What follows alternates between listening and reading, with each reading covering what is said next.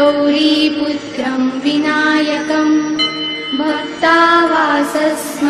नित्यम् आयुक्कामार्थसिद्धये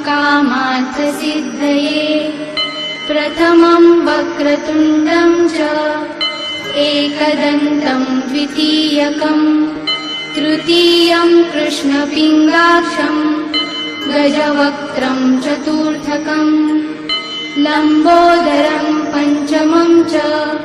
षष्ठं विकटमेव च सप्तमं विघ्नराजेन्द्रं धूम्रवर्णं तथाष्टमं नवमं भालचन्द्रं च दशमं तु विनायकम् एकादशं गणपतिं द्वादशं तु गजाननं द्वादशैतानि नामानि त्रिसन्ध्ये